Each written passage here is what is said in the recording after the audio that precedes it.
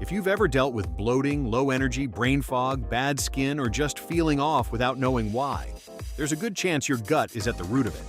And the frustrating part is most people spend years treating the symptoms without ever addressing the actual cause. Before we get into it, everything in this video is for educational purposes only and is not a substitute for professional medical advice. Now let's get into it. Always speak to your doctor before making changes to your diet or health routine.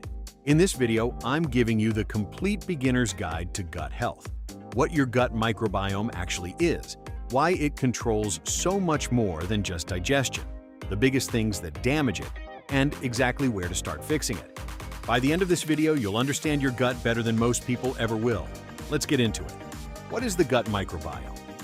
Let's start with the basics. Your gut microbiome is the vast community of trillions of microorganisms living inside your digestive tract.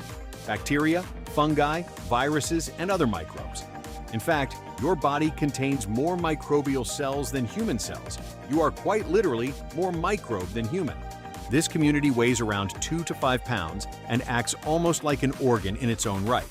It has its own metabolism, communicates directly with your brain, regulates your immune system, and influences everything from your weight to your mental health to your risk of chronic disease.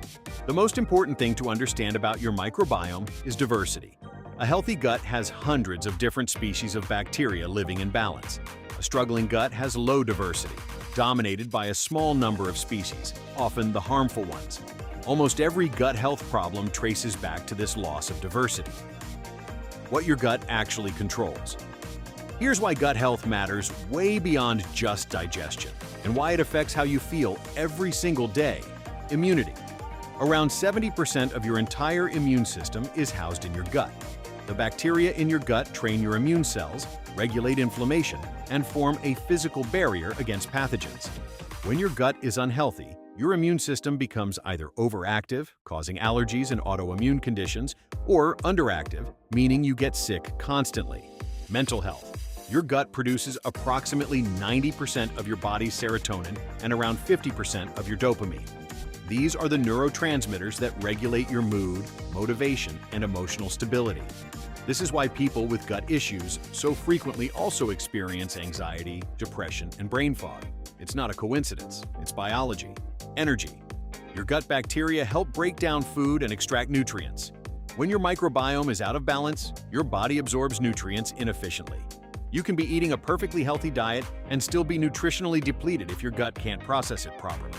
Skin. Inflammation in the gut manifests on your skin.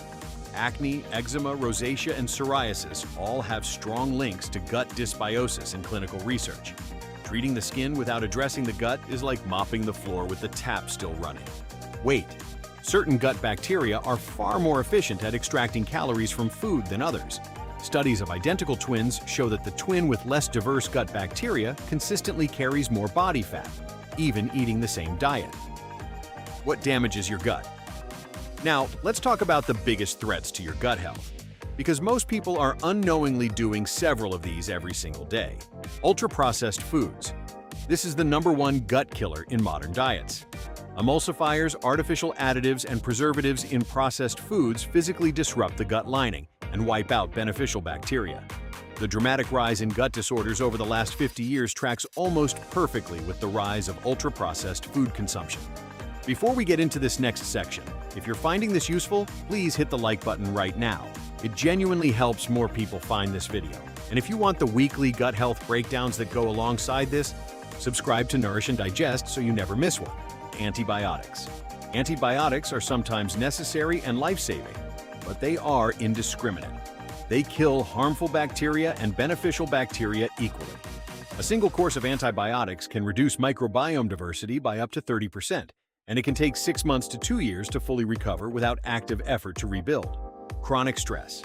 Stress triggers the release of cortisol, which directly suppresses beneficial gut bacteria and increases intestinal permeability, the condition known as leaky gut. This is why stress and digestive problems almost always go hand in hand. Poor sleep. Your gut microbiome follows a circadian rhythm. Disrupted sleep disrupts your gut bacteria, reduces diversity, and increases inflammation. The relationship goes both ways. An unhealthy gut also disrupts sleep quality, creating a cycle that's hard to break. Lack of dietary fiber. Beneficial gut bacteria feed on fiber. The average person today eats a fraction of the fiber our ancestors consumed. Without adequate fiber, good bacteria literally starve and die off, leaving space for harmful bacteria to dominate. How to start rebuilding your gut. Here's the practical part, exactly where to start. You don't need an expensive protocol or a cabinet full of supplements. These fundamentals move the needle more than anything else. Step 1. Eat more plants and more variety. Research from the American Gut Project found that people who eat 30 or more different plant foods per week have dramatically more diverse microbiomes than those eating 10 or fewer. This doesn't mean eating huge amounts. It means variety. Different colored vegetables, different fruits, different grains, different legumes. Each plant feeds different bacterial species. Step 2. Add one fermented food daily. Plain kefir, kimchi, sauerkraut, plain Greek yogurt, or miso. These introduce live beneficial bacteria directly into your gut. Start small, 2 to 3 tablespoons, and build up over 2 weeks to avoid initial bloating as your gut adjusts. Step 3. Eat prebiotic foods. Prebiotics are the fiber that feeds your good bacteria. The best sources are garlic, onions, leeks, bananas, oats, apples, and asparagus. Aim to include at least 2 of these daily. Step 4. Cut ultra-processed foods first. You don't need to overhaul your entire diet overnight. Start by eliminating the biggest gut disruptors, seed oils, artificial sweeteners, and anything with a long list of unrecognizable ingredients. This single change creates space for your microbiome to recover. Step 5. Manage stress and prioritize sleep. This one is underrated. 10 minutes of daily breath work, consistent sleep, and regular exercise all have measurable positive effects on gut microbiome composition. The gut responds to your whole lifestyle, not just your diet. I want to hear from you. Drop a comment below telling me your biggest gut health struggle right now. Is it bloating? Brain fog? Low energy? I read every single comment. What to expect and how long it takes. One of the most common questions is, how long does this take? Here's the honest answer. Your gut microbiome is remarkably responsive to change. Studies show measurable shifts in bacterial composition within 3 to 4 days of dietary changes. Within 2 to 4 weeks of consistent effort, most people notice real improvements in digestion, energy, and bloating. Full microbiome restoration after significant damage from antibiotics, years of poor diet, or chronic stress takes longer, typically 3 to 6 months of consistent effort. But you'll feel improvements long before you reach that point. The key word is consistent. Your microbiome reflects your daily habits. Small, consistent actions compound into dramatic results over time.